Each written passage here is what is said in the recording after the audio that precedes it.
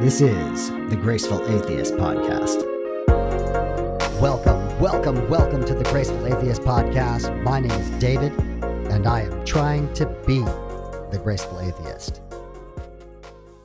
Please consider telling someone about the podcast. If the podcast has helped you in any way, share it with someone you know who is asking questions or is on the other side of deconversion and needs to find community and to know that they are not alone. The Deconversion Anonymous Facebook group and community continues to grow and thrive. Remember that on Tuesday evenings, 5:30 Pacific, 8:30 Eastern, you can join a hangout and discuss the previous week's episode. Please join us. You can become a part of the community and get to talk to guests of the podcast. You can join the Deconversion Anonymous Facebook group at facebook.com/groups/deconversion. Special thanks to Mike T for editing today's show. On to today's show. My guest today is Ruby. Ruby grew up torn between two faith traditions, the Mennonite tradition and the Lutheran tradition. And then throughout her life, she continued to feel torn between various other traditions, including Baptist and Pentecostal traditions. Interestingly, the doctrine of baptism, whether one should be baptized as a child or as an adult, was an ongoing theme throughout her life and a source of guilt and a sense of being an outsider, depending on which community she happened to be near at that time. Although it was the institution of the church that kept her in for as long as it did, Ruby articulates quite well that it was always about people and it was always about love. Here is Ruby to tell her story.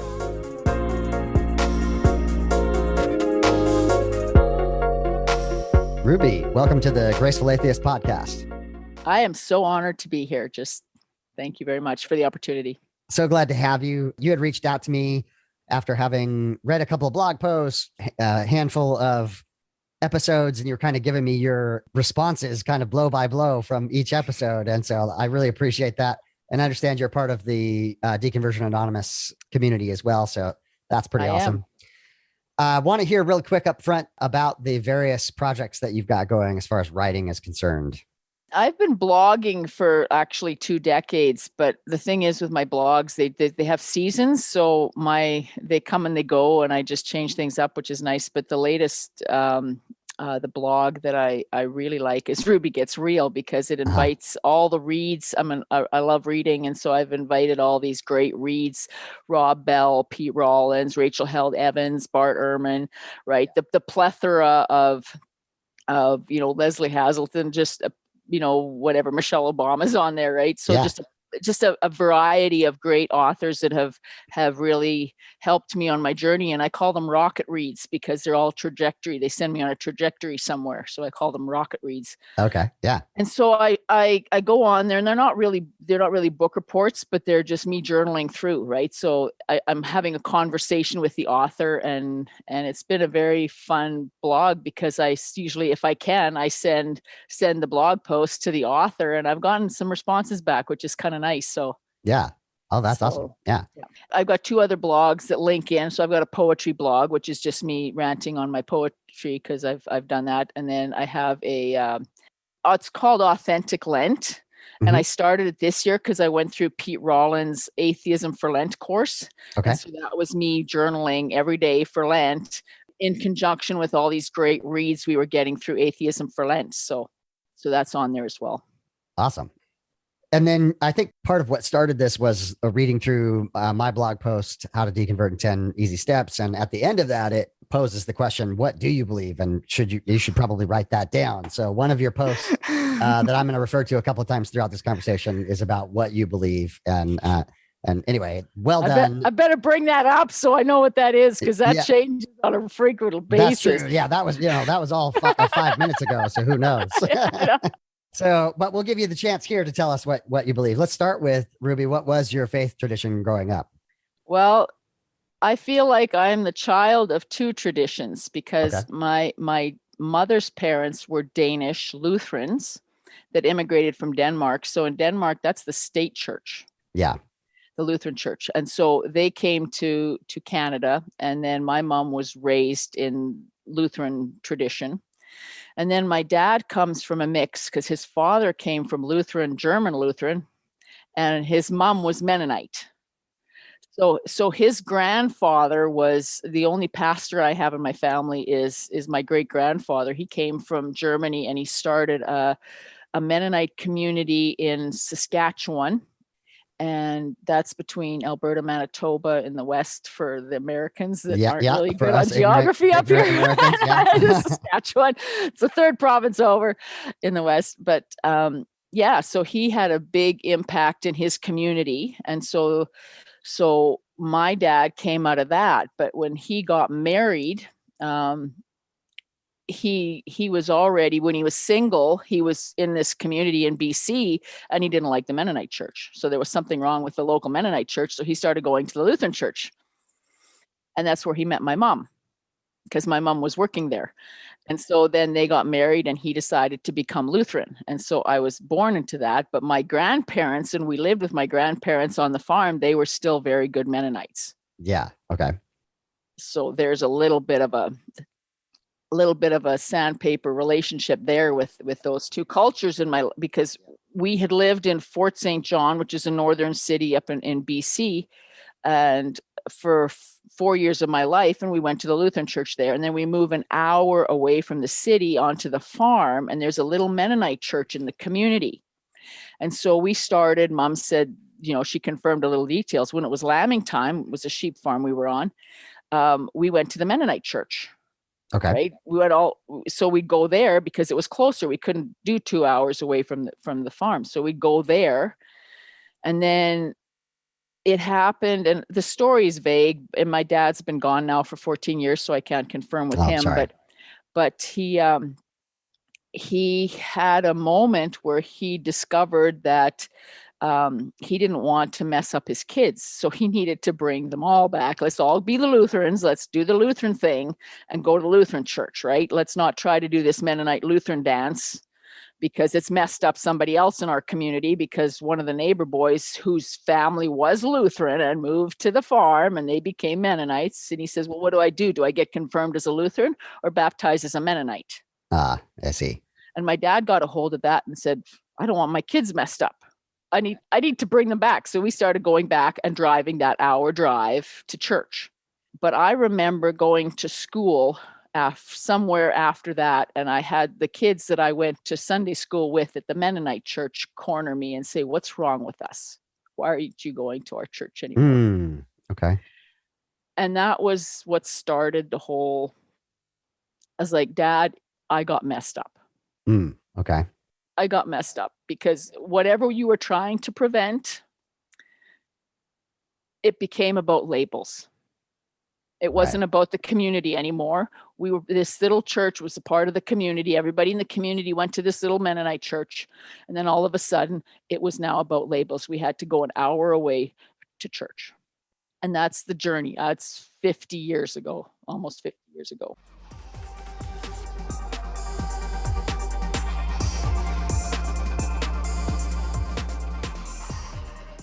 So the community that you were living in, the community that you were a part of, then you didn't feel accepted by because you were traveling away to a different church. Torn. Yeah. Because my grandparents were still going there. Yeah.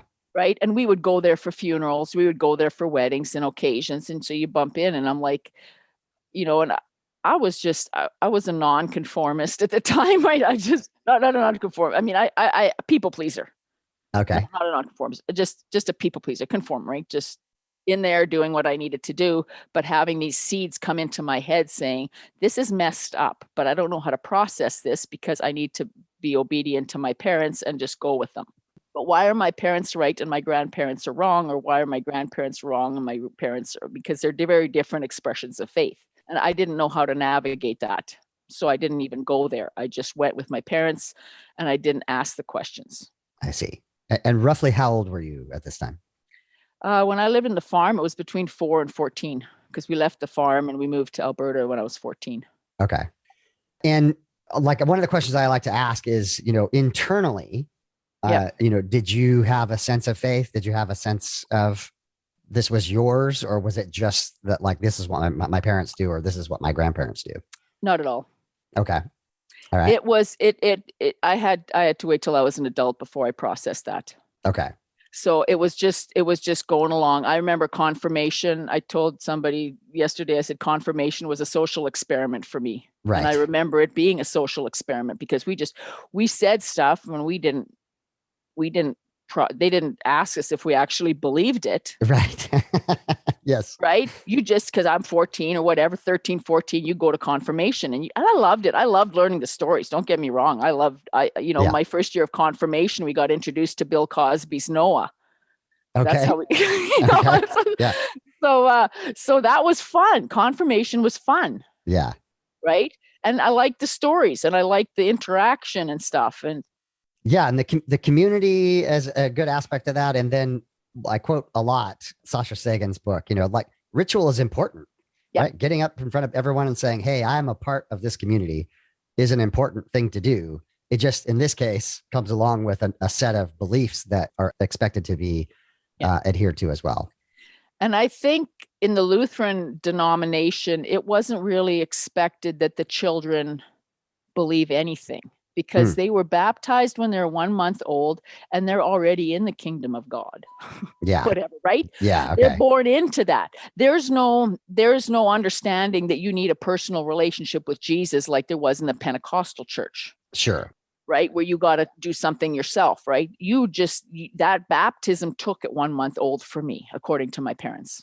So they just had to teach you. They just handed me the stuff. They gave me a children's Bible.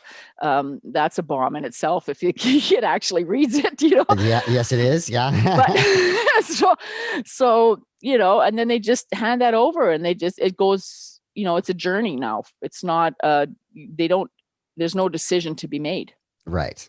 God's already made it for you. I think that's the mindset that I grew up with.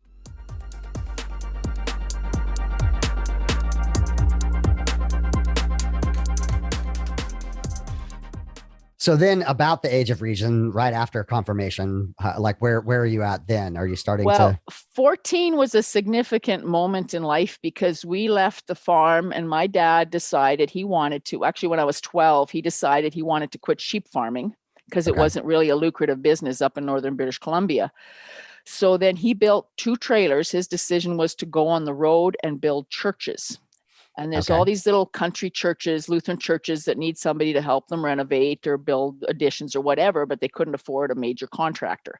So he decided he was going to do that because he was already, he came out of, before sheep farming, he was a contractor and a builder. So he wanted to do that again.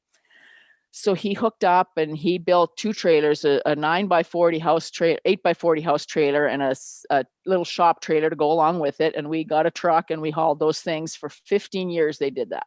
Okay. Wow. Going around Alberta and Saskatchewan, building different churches, right? So we started, because that was going to be the lifestyle. My sister and I went through boarding school for high school. So we went to a Lutheran boarding school for high school because that was a more stable education because my parents were on the road. Got it. Okay. And what was that like? Leaving your family, was that hard? I racked up my mom's phone bill for the first month I was in boarding school. Okay. Yeah. So, but she didn't say anything about that. But when I went home for Thanksgiving, the guy that was working in their church said, I bet you can't go a whole month without talking to your mother. So he dared me. And that was the hardest month because it was lonely. I had no friends. I had no connections, nothing. There was no people. There was no families to go visit. There was nothing. It was in the middle of Outlook, Saskatchewan. If you wanted to find that, It's in the middle of the prairies, right? It's like Little House on the Prairie when they first, they left Little House, the big woods, and they're in this prairie with nobody around. That's what it was like. And because this is a Lutheran boarding school, was it a religious education? Was that a positive or a negative for you? It was fun because I gravitated that. We had Bible classes and stuff like that. And I was good. I had the head knowledge because I'd learned all the stories. Yeah. Yeah. Right. I knew who they all were. So I aced those classes. Okay. Right. So it's like, I became a Bible thumper, what they called me. Right. Because but it was all head stuff. Right. It was all I could gloat that, oh yeah, I know who that, I know all this stuff, right? You could remember everything. Yeah. Yeah. And I felt like I remember when we left BC, I had failed grade 8. That was my last year of school in BC, and I had failed that year. And so when I started in Alberta, I started my second year of grade 8. But then we went to church, and then they wanted to put me in the grade 8 Sunday school room. And I said, I didn't fail Sunday school. Yes. So I'm in grade 8 going to Sunday school with the grade 9s, because that's what I that was my arrogance there, saying I didn't fail Sunday school. I just failed the other school. So interesting. Okay. Yeah. Throughout high school, then, intellectually, you're able to excel. But again, internally, not in high school. No, it was all, like I say, it was all done for me.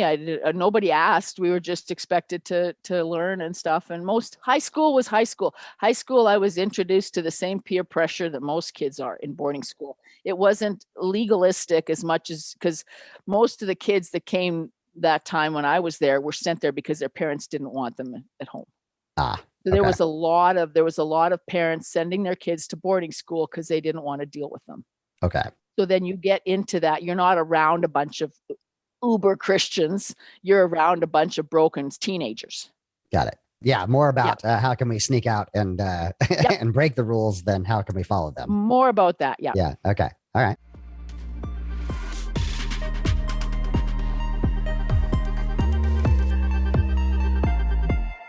And then after high school, what, did you? Well, high school was, I had I wanted to go to agriculture school. Okay. And so my two options to go to agriculture school was in Saskatoon, and one was in Olds College. But the problem was there was two guys that I went to high school with for 3 years that were each landing in one of those schools, and I didn't want to go to school with them again. Okay. So that was my reason for going to Bible school after high school. I see. It wasn't to go to Bible school because I wanted to learn more about the Bible. It was, I didn't know what else to do with my life. And that was an easy place to go to because, hey, I was good at this stuff. This should be easy. So then I ended up in a Lutheran Bible school in Camrose, which is not that far from here. So going from a religious high school to a religious college, again, did you feel like you were flourishing intellectually there? Did you feel like, yes, in fact, your knowledge was useful? The first year, yeah. The first year was good. But the first year was also when they give you keys to the dorm, all of a sudden we're back to it being a social experiment again. I'm like, whoa, this is fun. And I really blossomed. I was very much of an introvert. And all of a sudden that year I just exploded. I'm like, whoa. Right. And so we learned a few things. I think this is 35 years ago, 37 years ago. Yeah. And we learned a few things, right? But the first year we made it, and the second year didn't end up so good. There was stuff that happened in the second year that made me quit 2 months before I got my diploma. Okay. And I went to work. So it was it was after that, it was like, oh, I can't stay here. Okay. I thought I couldn't stay here, and I couldn't tell anybody why I couldn't stay there. I take it that's something you don't want to discuss here. Well, and it's fine to not do so. It was relationship issues, right? And I had gone, like I say, had a boyfriend, gone a little too far with him, and I felt like I'm in a Bible school. I can't be in this. Yeah. And so you were normal 20-something. In other words, yes. Yep. Yeah. And I went around all different places. The thing with my first year of Bible school, I had a moment where I was in a van and I had to, is this real for me? Or is this just my parents' faith? I had that moment in my first year of Bible school. Okay. Right. And I'm like, if I'm going to invest my life in this, whatever this is, I need to know that you're real, not that this is just a religion from my parents. So I did have a moment like that in my first year of Bible school. And that carried me for a long time, but it wasn't that long, because then I ended up in college. I did a little bit of odd jobs, and then I ended up in ag college in 1990. Okay. And I'm Lutheran. So what do? You got to go find the local Lutheran church, right? Because that's the club you belong to, right? That's the stamp on your back. Hello, this is who you are. You go to that place, right? I didn't need to look. I just went there. Yeah. So the first year of ag college, I went to the Lutheran church, and it was a concrete building. It was cold, everything. The pastor was boring. The people weren't engaging. There was nothing going on. It was so, but I went there because I was Lutheran, right? And the second year because I was involved in a college and careers group at Olds College, I got invited to go to the Baptist church, the local Baptist church. Because they were going, well, why don't you come there? It's kind of fun over here, right? Because you're looking for fun. Why don't you come over here? There's young people. So my second year, I ended up at the Baptist church. Okay. But I didn't tell my mother because I was embarrassed. She's going to hate me for this. I'm not, right? Okay. And so then I felt guilty, and then I stopped going for 3 weeks. That's the first time in my life I stopped going to church. Because I felt guilty, because like, what am I supposed to do? And so my mom's on the phone, and I'm telling her this, and she says, I don't care where you go, just go somewhere. That's a good response. Yeah. It's a really good response. I don't care where you go, just go somewhere. Right? Yeah. That's what she said.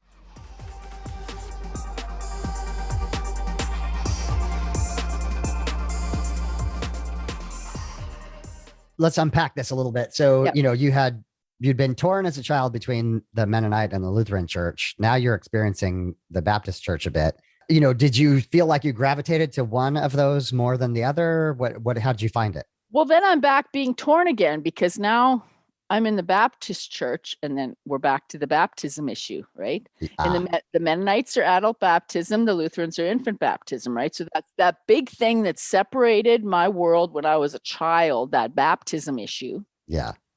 Now became an issue for me, because, this is the big thing. This is the big separation between these different labels, is baptism, right? That was my world. I didn't realize there's a whole lot of things that separate those labels.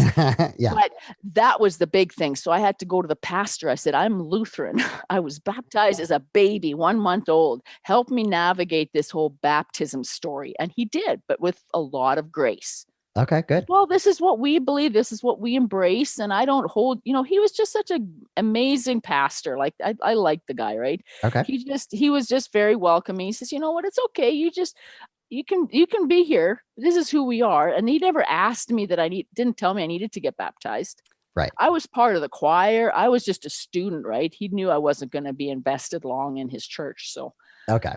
But he's the one that really invited me into the whole, there is a different way to look at faith and religion and this life. Okay. So again, I'm trying not to ask leading questions, but Yep, did you start to take that a little more seriously then internally at that point? I think internally it's hard to know, because I was still going after the institution. Sure. I was still trying to find an expression, because I needed the institution to have an expression of faith. Yeah. So everything about what would be personal needed to be expressed in the institution. Got it. Okay. Right. So I would go from institution. So I went from the Lutheran to right. And then I went to the Baptist church, and then I'd go to the next community. I ended up in Calgary eventually. And I ended up back in the Lutheran church again for some reason, because my parents found a local Lutheran church, and they say, the pastor, you'll like the pastor. He's really exciting. So I'm going now because the pastor's exciting. Right. Okay.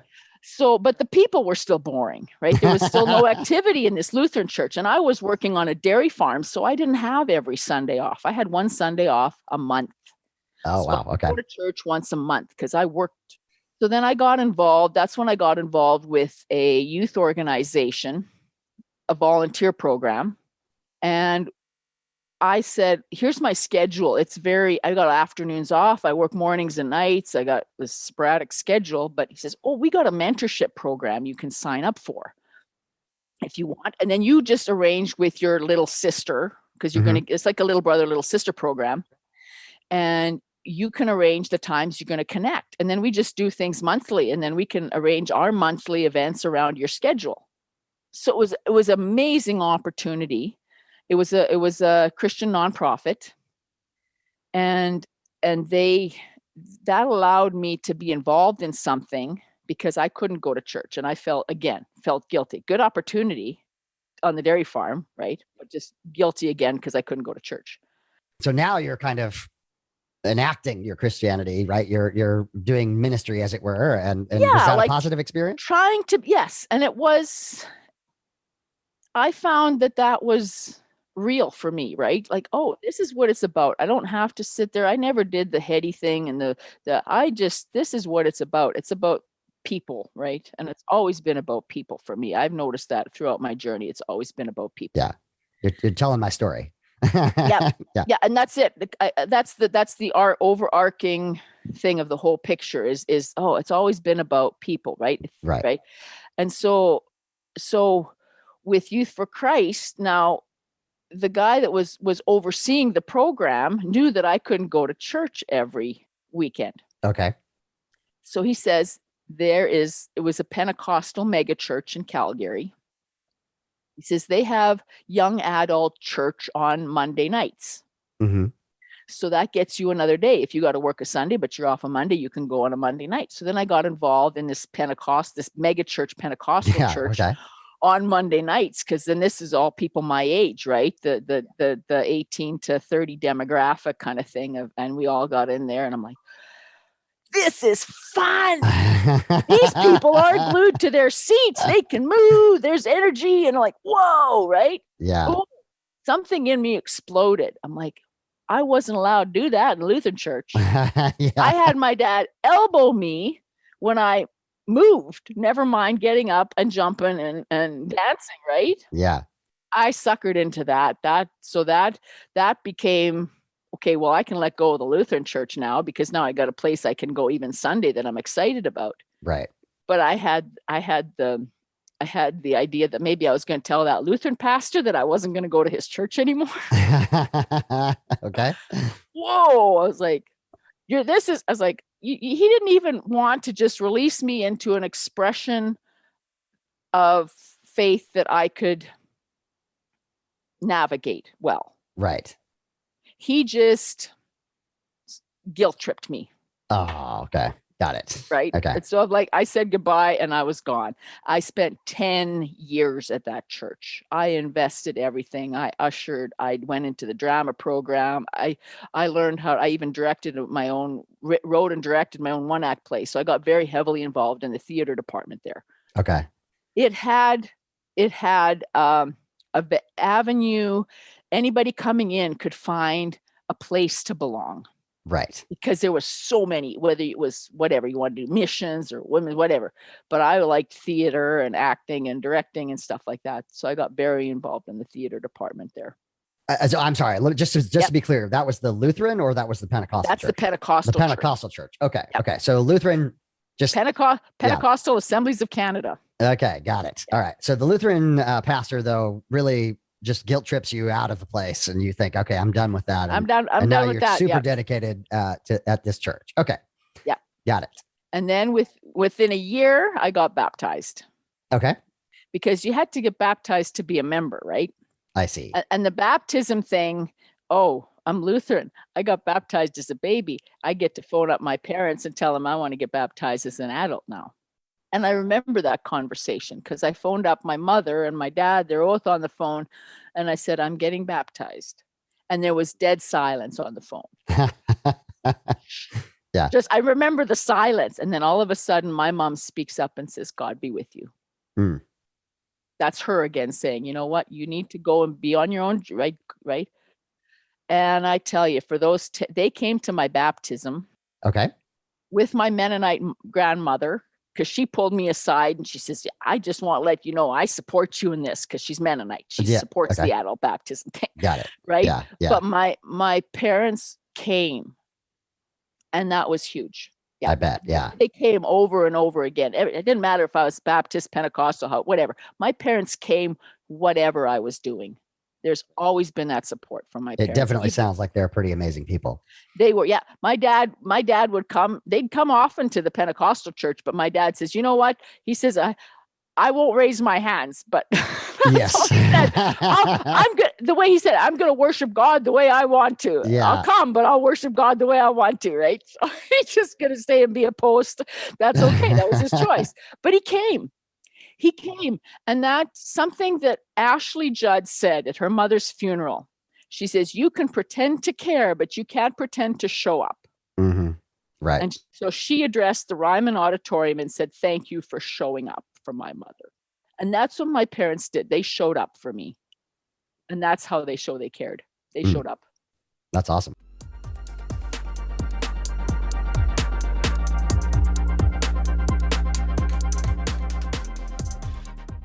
So you said you were really dedicated for something like 10 years with the Pentecostal church. Did that come to an end for some reason? Well, it came to an end. We got one more chapter in the Pentecostal world, and because it got big and the thing started to tail and the drama department started to dissipate and I started to just, this big thing isn't working for me anymore. And I found a smaller Pentecostal church closer to my house at the time. And it only had about 200 people versus 2,500. So I started going there on Saturday nights. You see, I could still go to the big one. Sure. Again, right? I was dedicated. I was a member there. I had membership. I'd done membership, baptism, right? As a member, but I went Saturday nights to this little smaller Pentecostal church. So I transitioned again, like I did before, right? Not just dropping and going. And that little smaller church was beautiful. There was warm-hearted people. I ended up being a Sunday school teacher there. Everything was beautiful. And then I got a phone call. It was a Saturday night once. I'd already left the big mega church by this time. We're 2 years into this or whatever. And I got a phone call from the Sunday school, like the pastor who oversaw the Sunday school. She was my supervisor. And she says, Ruby, are you coming tonight? And I was like, well, I was thinking I wasn't going to come tonight. I was just not feeling up to it. She says, Ruby, you really need to come tonight. And there was so much emotion. I says, you need to be here tonight. Okay. And I went. And they had announced at the service that our senior pastor had a 7-month affair with the wife of the associate pastor. Oh, okay. And I didn't know how to run with that one. Yeah.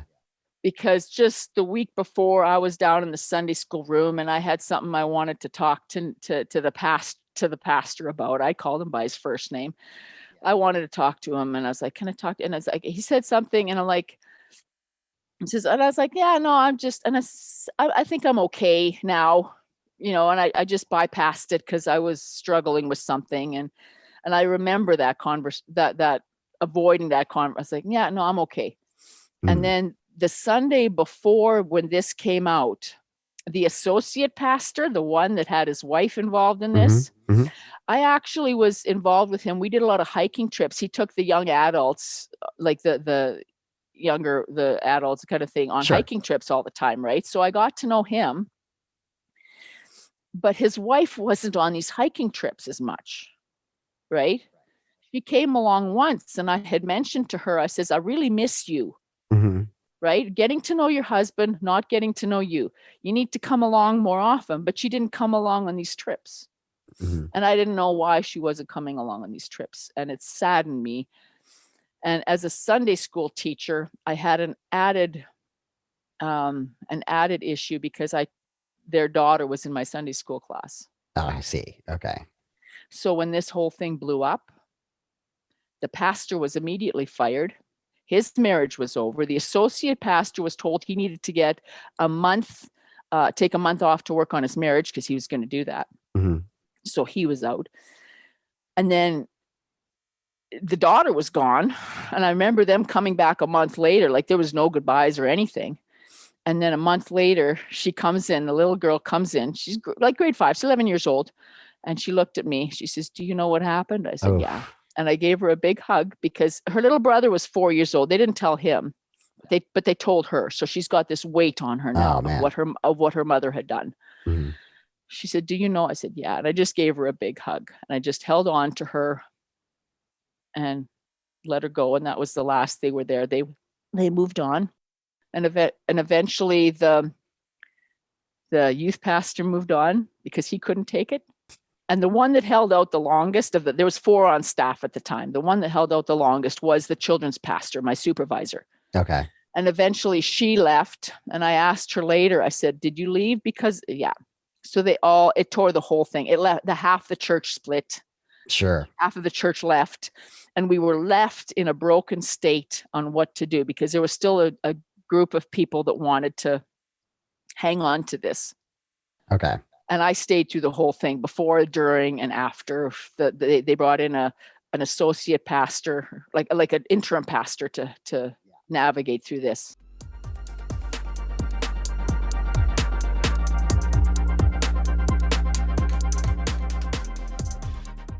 So, Ruby, you had been dedicated. You were teaching Sunday school. You were a major part of this church. You loved the people. You loved the kids. And you went through one of the most painful things that's possible, a church split due to infidelity of the pastor. It's a hard segue, but what happens next after that? Kind of gets anticlimactic after that. Okay. But we had brought in, like I said, there was an interim pastor, and then they had finally hired all new staff. And I was in my work outside of church. I got an opportunity to go to Edmonton to work in Edmonton. And so I was in a relationship, and I didn't know, do I stay in Calgary? Do I go to Edmonton? And so I had to balance that a little bit. And I sat down on the dock and talked with the guy, and it's like, well, what do you want? I mean, I got this opportunity to go to work in Edmonton. And as much as I wanted him to say, no, stay, please, he said, I'll miss you. So that ended that really quick. And I'm like, whoa, okay, I guess I'm going to Edmonton. And I phoned up my parents and I said, well, here's the opportunity. And Dad says, well, why don't you come to the farm and you can stay here, and it's easier to look for a place in Edmonton out on the farm. And Dad went for a drive to the new location where I would go to work, and he timed it, and it was an hour and 20-minute commute one way. Oh, wow. Okay. And he said, but at least you're not trying to struggle in Calgary, and we can move your stuff here. You can stay here for whatever long. So I did that. So I moved everything, and I said goodbye to that little church family. And it was just, there was no, I think I read a poem or whatever, a goodbye poem, and that was it. And I ended up leaving because I was physically moving. There was no struggle. There was no faith issues. Nothing came into that, right? I had buried all the pain, because we all were going through it. We all knew the pain was there. We just didn't, we buried whatever that is and how that affected us in our faith, kind of thing. Sure. Yeah. So I ended up moving. I mean, again, that talk about that transition, because there was another little house group that I was with in Calgary that I had also going to that. So that's the pattern, right? So I'm doing this two thing at a time. So I got into this whole house group thing in Calgary. And I thought, hey, if I'm going to go in Edmonton, maybe they got house churches up in Edmonton. Yeah. So I moved to the farm, and then I was working on the west end of Edmonton, and I found this house church on the south side. And they just a gathering group of people. And I'm like, oh, okay. So I went there. They did their thing Friday nights, right? Okay. So after work on Friday night, I'd go hang out for supper at this little house church. And that was a great experience for me. This is what I wanted. I wanted small. I wanted intimate community, right? I'm still now needing an institution. It's in a house, Sure. but it's still an institution. Because I still don't know nobody asked me what my faith, nobody's, right? What does this mean, right? So very different thoughts and ideology. And this little group had a bone to pick with the big churches, the institution churches, the big stuff, right? Okay. And it came out hard. So when my mom would come to visit, she left and she says, I felt very judged being there, Okay. right? And so there was a lot of that. But again, it was like my little community. I didn't want to leave them, right? But what happened with that community is my dad went through cancer. And when I moved up to Edmonton and I moved into this house, it took 3 weeks and my dad was in the hospital, and 2 months and he was gone. That's how fast it went. Yeah. So And sorry. I was living here. That whole move brought me home to be with my dad in the last 2 months of his life. Okay. Okay. So that was the beautiful part of this whole thing. Yeah. But this church didn't want to walk me through this painful journey of losing my father. So Friday nights, I'd be laying on the floor in fetal position, just wanting to be there, but not being able to, right? Because I'm like, my dad's dying. Ruby, we need to pick you up. Ruby, we need to get, Yeah. right? And I'm like, the day of my dad's funeral, nobody from that group showed up. Oh, I'm so sorry. My mother's had her community. My sister had her church community there. Everybody pulled in there, right? The little church here in Round Hill was packed, but nobody came. And so I said, I'm done. I felt, but you're still tied because there's still people and it's all about the people again, right? So yeah.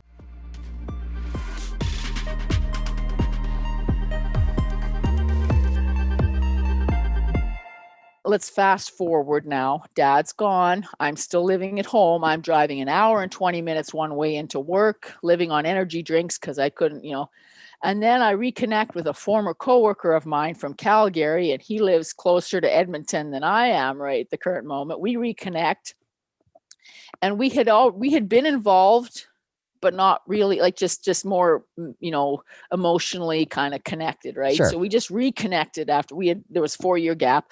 We reconnected, and it didn't take long for us to, what do you want? I says, well, this is it. I asked him, I says, one weekend, what do you want? I want to be with you. Good. This is what it's going to look like. And we got married in March. Okay. Wow. In this house. So I'm actually in this house again, right? So we got married. Mom opened up her house because the building, the institution is now not wanting to be a part of my life. So Mom says, why don't we have the wedding here? Okay. And so we got married here. And Jesus, the institution was out, but Jesus was now, that baggage is gone now, I can't leave. There's something here in the story I still need. So now I needed to figure out who Jesus was. So now this is where it becomes personal, because before it wasn't. So now authors like Wayne Jacobson came into my life, Paul Young and the Shack, right? That were trying to, some of these still, getting into progressive, right? Rob Bell, Rachel Held Evans, these kind of names started to come at me, right? I'm like, whoa, these are good. This is good stuff. Okay, I can understand this. Wayne Jacobson was very pivotal in a lot of the with the God Journey podcast, and he's one of the co-authors on the Shack, but the Shack book was very pivotal in my starting to get personal, because all of a sudden God doesn't have balls. True. Did I say that? Yeah, you're totally allowed to say that, and I have to tell this story because a beloved theology professor of mine trying to point out that God was non-physical would say, God does not have a penis. And of course, everybody would just crack up. But so I completely get it. Okay. Go ahead. And I'm a woman, and that matters to me. Yeah. Because I grew up as the second daughter of a family, feeling like I was supposed to be the boy of the family. So all of a sudden, I'm a mistake already because I was supposed to be a boy. My dad already had a daughter. And now I got this God that's all boy, all male, and there's no connecting to this. What's this female thing, right? That's what the Shack did for me. It opened up, oh, wow. It's not like, that God is a Black woman or an Asian, right? It's just, hey, let's knock with these paradigms a little bit. Let's just hey, let's mess with it, because we need to be, our ideas need to be messed with if we're going to lock God in a box. Yeah. Right. So that's what that story brought in. So I journeyed in that little realm. So I've been married 13 years, 13, so 7 years, right? I'm starting to go on this journey. My husband isn't interested in church. He's just, he says, all you got to do is be with your creator, and that's good, right? So that's where he's navigated, and that's beautiful. But I had this baggage I had to work through, right? And so for 7 years, I'm reading all these great reads. Oh, this is kind of interesting, right? Well, in 2017, we had another tragedy. My nephews, I have 2 nephews, and they were in an accident, and my older nephew, who was supposed to look after me when I died, when I was old, so because I don't have children, okay, so I adopted him. I says, you're going to look after Auntie Ruby when she gets old, right? Yeah. He died in the accident. Oh, I'm so sorry. And that was not an easy thing for our family. And there was so much ugliness that came out of that, and the story that came out of that I'm not going to share. But it was just the whole premise of the accident. This is now jarring everything. This is now beyond institution. Now this is jarring faith. Yeah. This is people saying God is in control and telling me God must have, all this. What is the purpose of this? Because they believed God was in control. So now this happens, right? Yeah. Right. This happens. My sister has been a good Lutheran all her life. She never went through the roller coaster ride that I did. Right. She was in a church. They had the same pastor for 30 years. He came out of seminary and he just retired last year. So that's what her stability was. But now her son's gone. Right. And they got to deal with the stupidity of all this because he died because he was stupid. Right. But all this, and then they're saying the night, like, where's God fit in all this? Well, now I got to navigate that. Where's God fit in all this? Because God isn't in, okay, he's stupid. I got to take the stupid factor and then say, what do you mean God is in control? So then now books like Jonathan Martin's The Shipwreck, right? What do I do with a shipwreck? That book came into my hands. Thomas J. Ord, God Can't. That was like, oh, that one actually put me into a place that was like, okay, so whatever this God was that I embraced or I was taught in school, that one doesn't exist because that's a controlling God. That's a God that the micromanager God, right? The one that's all over the place telling you this is your life, this is your story, this is where you need to go. You need to ask me where I'm going to send you and try to figure that out. But I'll, that kind of God. Okay. So that one was gone. I says, but then Thomas J. Ord introduced me into a God that wasn't in control. But it wasn't so much he was introducing me into a God who wasn't in control. He was introducing me into a love. The idea of love doesn't coexist with control. Yeah. Any more than love can coexist with fear. So if you're going to have a God that controls, you can't have a God of love. I see. And that was huge. That got me on another step that I could still hang on to something here. Yeah. And then I started reading Dr. Peter Enns. And now the Bible itself is on the chopping block. Yeah. Because everybody that I believed, right, were real people. So Adam was real. Noah was real. Abraham was real. All these guys were real people. Esther was real. Ruth was real. And now Peter Enns, still Christian, Bible scholar, right? Yeah. Is knocking all these people out of my life. They're not real anymore. And that took, Job was the first one. I'm like, that's a theater script. I spent time in drama. I got that. That was the first one that fell for me. Whoa. Right? Yes. And then there's Jonah. I was like, parable, right? Story, right? Because compare it with the other guy, the stories are, wow. And then, if you take Rob Bell helped me out with Genesis, he says it's a poem. Yeah. So if you go in, you take all the numbers out, you're right. It reads like a poem.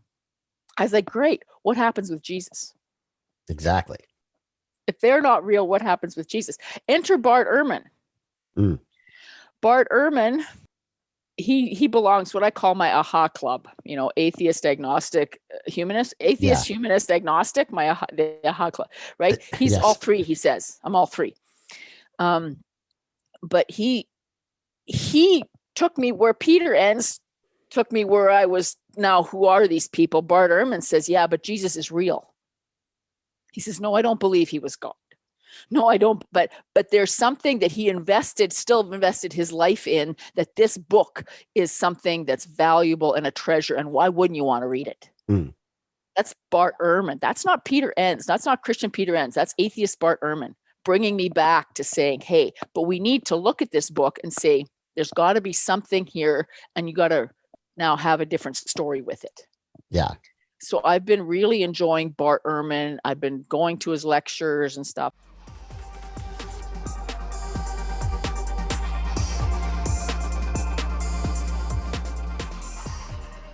So how am I still navigating? Because that's great. Now the book is on the chopping block and I'm having struggle, and I haven't read the Bible in sat down for a long time. But Enter Pete Rollins.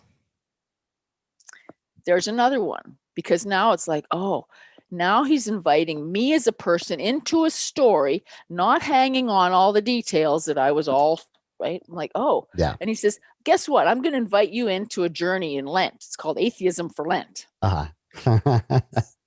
So, Yeah. wow, that took me in. That was just this spring, right? Took me into Atheism for Lent. So now I get to read all these greats, right? Freud, Nietzsche, and Meslier, and different, and mystics, and just, we did the whole thing for 45 days going through. And he does this. He's been doing this for 20 years in Belfast, right? Yeah. And it's like, whoa. And I journaled through the whole thing, and I blogged the whole journey. And I'm like, whoa. And I look back at some of the things and the thoughts, and I'm like, this is through the journey. And I'm like, I'm letting go of this. I don't know if Jesus is really that important to me anymore. Yeah. Yeah.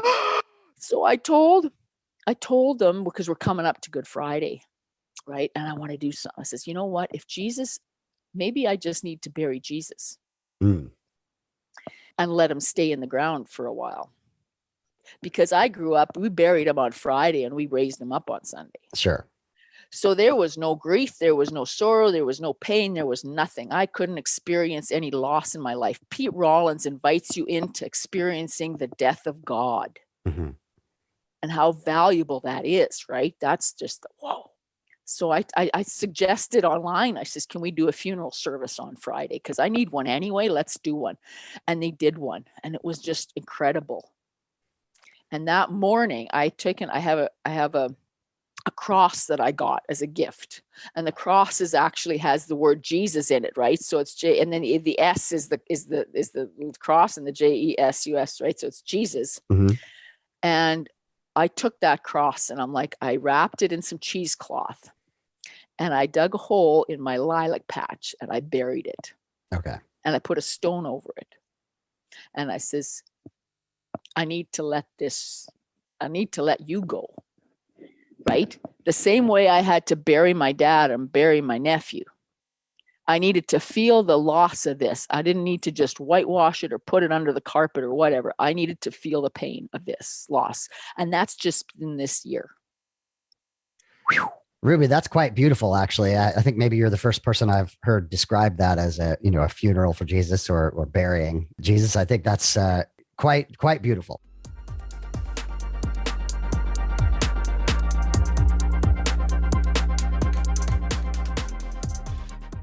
So I know you don't like labels, so I'm not interested in labels, but how do you find yourself now after having gone through that process? I know that the podcast and the number of books that you've referenced have been really helpful for you, but talk about where you feel you're at now. I think it was you that gave me a picture of the diving board to the water. Yeah. Where the diving board is Christianity and the water is atheism. Yeah. and I'm stuck in the middle. Okay. Right? I'm not, but I was looking at this picture again, right? And the label, I'm okay with the agnostic thing. I'm okay because I don't know. I'm clueless, right? I said, I told my mom, I said, we're a planet of agnostics. Uh-huh. Who really knows, right? Who really knows? Whatever. We're a planet of agnostics. We don't know. But that place in between where I still can, I can look back and see the diving board and say, that's my heritage. Right? That diving board is my heritage, but then I can look and see my reflection in the water of atheism and say, I can go and appreciate those stories because they have something to teach me too. I may not be immersed in the water. I may still be hung between the diving board and the water and try to see where can I connect my two worlds. And that's where I'm at right now, because I don't want to dive into the water and I don't want to stay on the diving board. Right. People matter, right? We're back to people matter. Absolutely. I actually wanted to quote a couple of things that you wrote on your, what I believe, post. First, you quote, is it the Judds? I can't remember, but it's I'd rather be loved than be right. Wynonna Judd. Wynonna. I'd rather be loved than be right. She said that on a podcast, an interview with Mark Lowry, actually. Yeah. I love that. I sometimes flip that and say, I would rather love than be right, in the sense that there's times where I am an atheist. That's a label that I take for myself. But, there are opportunities for me to correct from my perspective, other people. And I choose not to. I choose to love. I love people rather than needing to be right. So I love that. And then you say, in your words, love, in my understanding, is that which makes the universe move. It is the wind in my sail. It is what makes me lay aside my agenda and embrace someone else in their need and in their pain. Yes. I call that the flow. My husband and I have this term we call the flow, right? Mhm. And Rob Bell gave me the inspiration of that, because he says, if you go out and look at sparrows when they collect, right? And we have a crabapple tree, and they come down from the tree and then they go up, right? They're moving with something. Birds move with something. They're not communicating, but they're moving with something. He says there's a flow there. There's something where they're tapping into something beyond themselves. Okay.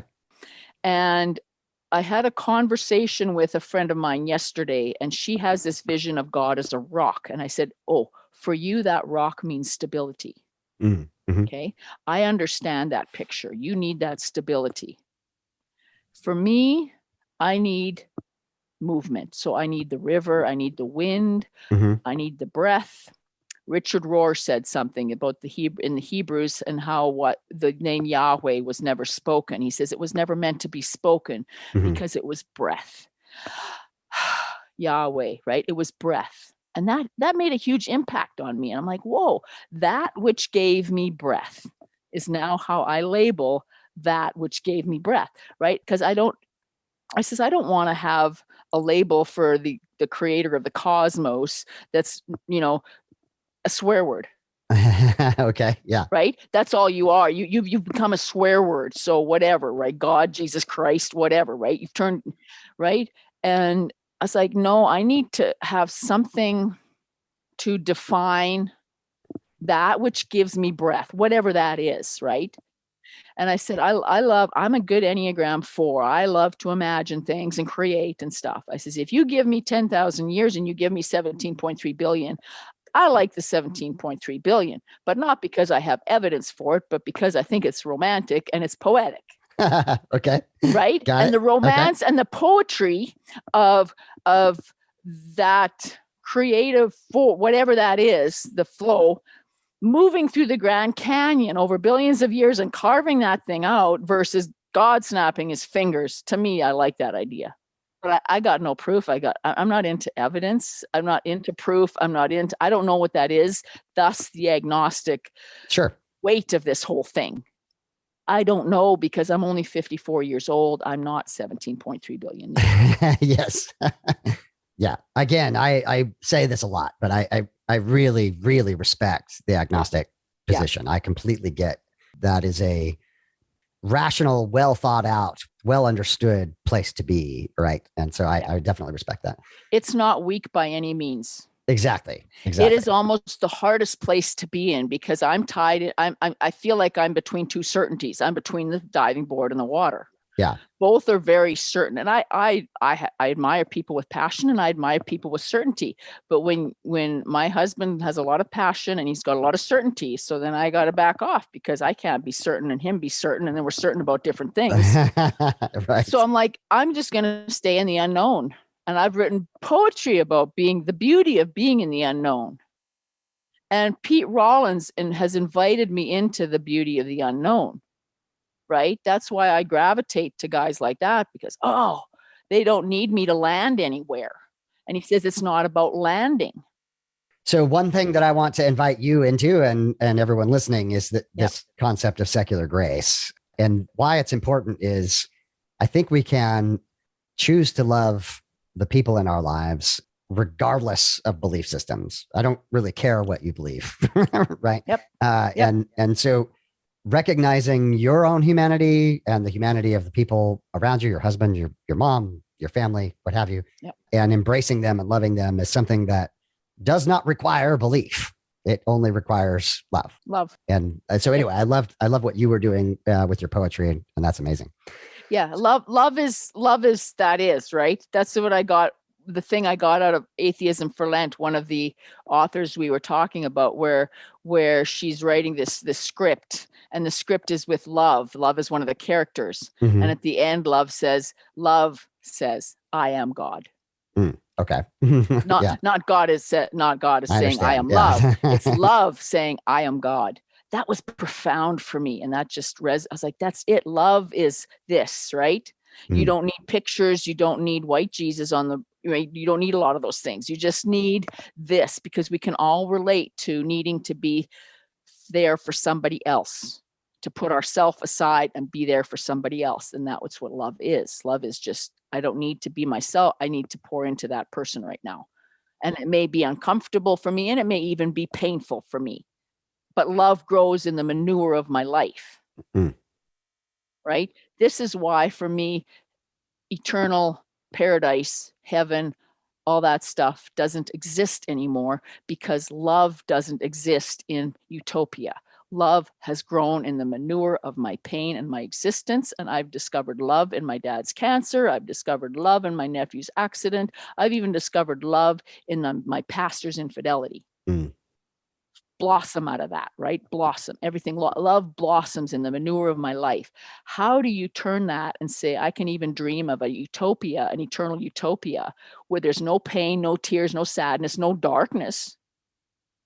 You know, Barbara Brown Taylor brought me through that story. Mm-hmm. There's a beauty to the darkness, right? There's none of that. It's like, what's it all attractive about that? When what is attractive to me is love, and how love is expressed, and how love grows and blossoms in my life. I think that is a fantastic place to wrap up. Ruby, thank you so much for telling your story. I want to give you one more opportunity to talk about the various blogs that you have and the YouTube channel. Do you want to let people know again? Yep. The blogs are all in, like I say, the YouTube channel is all connected. The blog is Ruby Gets Real at blogspot.com or .blogspot.com. And I'll email you the links to all those. And Fantastic. like I say, Yeah. the book blog, like all the books really in the last 2 years that I've journeyed through, and there's a variety, a plethora. I try to get a variety, and from, if I'm going through something and they just keep piling, and I'll read 5 or 6 books at a time, right? And then there's, like I say, my poetry blog, which is just me venting. And so that's pretty authentic. Like there's that I don't hold myself back on the internet and my blogs. Yeah. I hold myself out in person. I have a hard time looking at my family and saying, oh, this is really what's going on with me. But yet I can just unload myself. Right. Right. The book blog is me journeying through books. Yeah.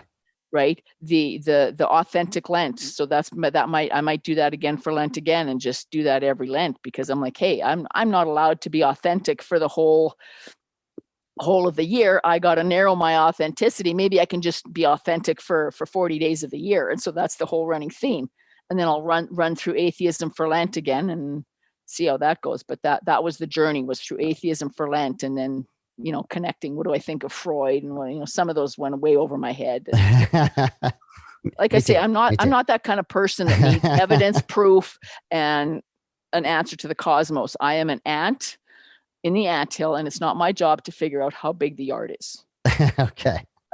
Ruby, thank you so much for telling your story on the podcast. Thank you very much for having me.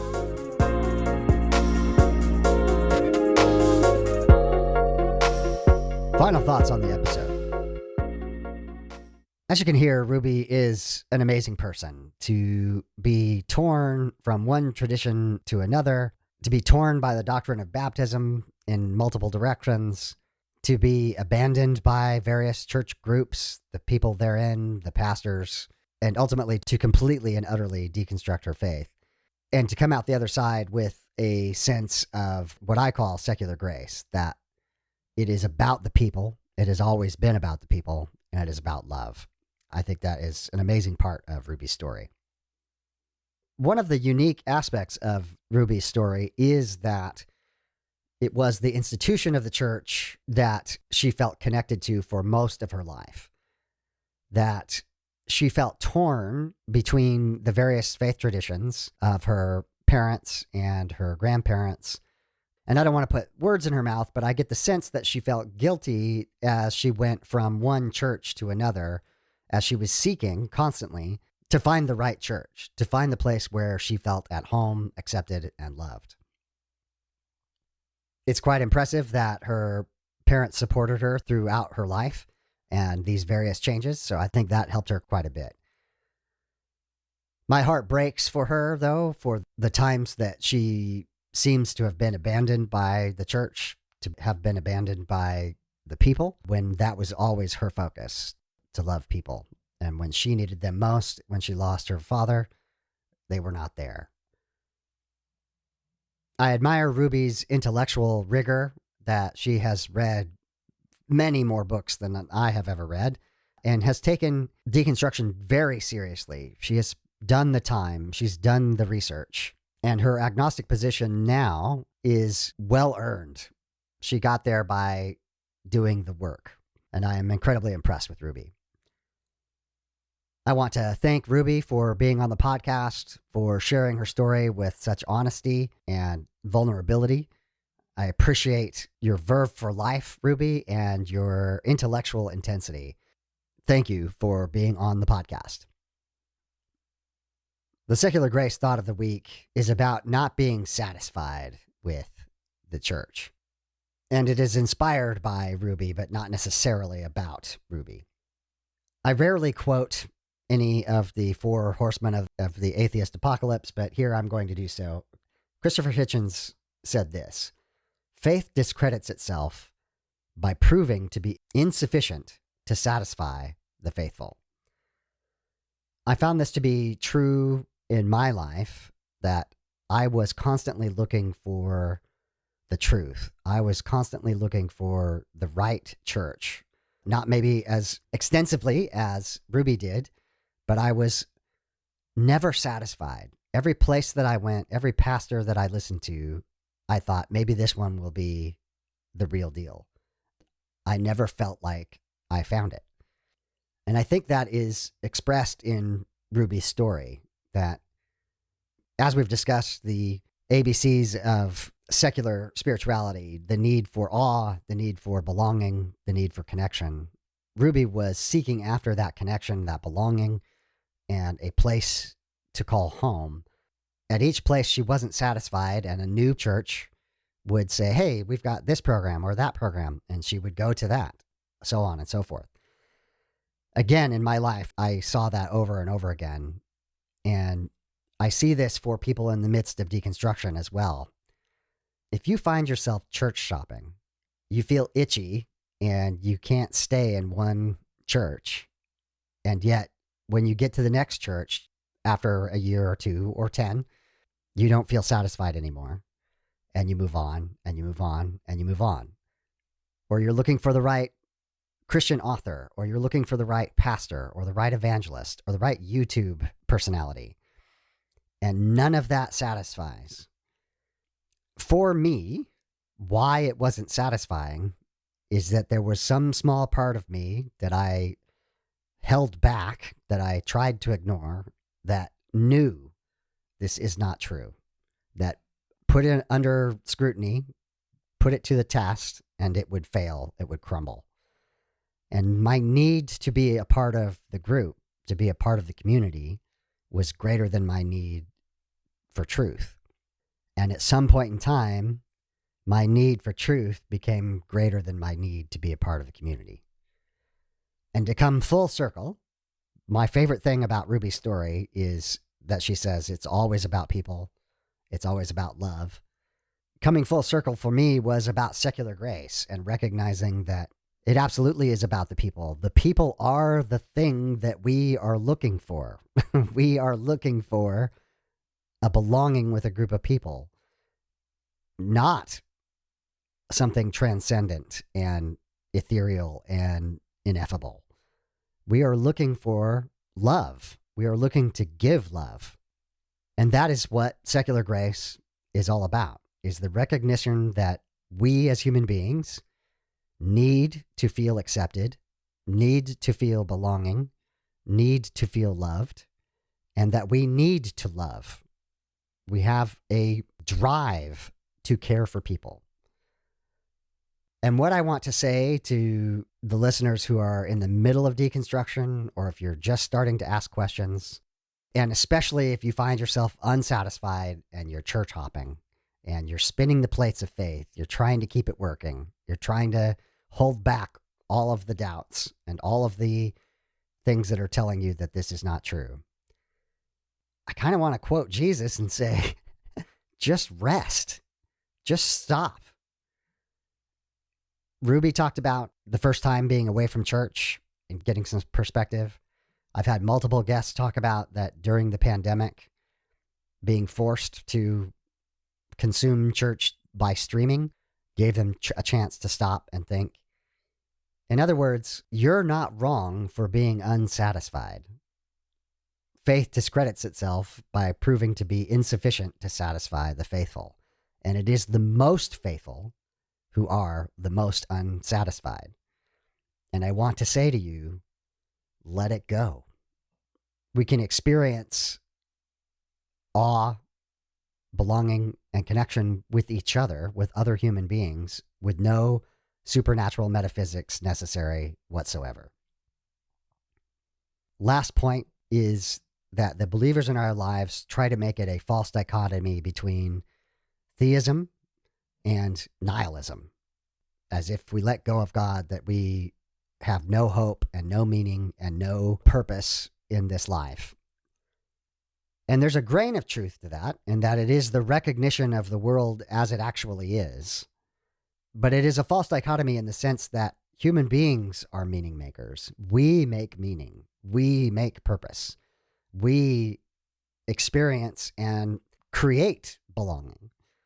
So connect with each other, love each other, and that is satisfying. We continue the theme of the Dones, people who have lived out their faith for literally decades and subsequently deconstruct. Some of them deconvert entirely. And that continues with a couple, Deb and Paul. Next week is Deb's, and the following episode will be Paul's. Just to reiterate again how important I think this is, that we tend to focus only on why young people aren't going to church. And yet I think it's much more damning, much more significant that older adults are leaving the church. Why is that happening? And it goes back to what I just talked about, being unsatisfied. Tune in to hear more from the Duns. Until then, my name is David, and I am trying to be the graceful atheist. Join me and be graceful human beings. Time for the footnotes. The beat is called Waves from Mackay Beats. Links will be in the show notes. If you'd like to support the podcast, you can promote it on your social media. You can subscribe to it in your favorite podcast application, and you can rate and review it on podchaser.com. You can also support the podcast by clicking on the affiliate links for books on gracefulatheist.com. If you have podcast production experience and you would like to participate with the podcast, please get in touch with me. Have you gone through a faith transition and do you need to tell your story? Reach out. If you are a creator or work in the deconstruction, deconversion, or secular humanism spaces and would like to be on the podcast, just ask. If you'd like to financially support the podcast, there's links in the show notes. To find me, you can Google Graceful Atheist. You can Google deconversion. You can Google secular grace. You can send me an email, gracefulatheist@gmail.com, or you can check out the website, gracefulatheist.com. My name is David, and I am trying to be the graceful atheist. Join me and be graceful human beings.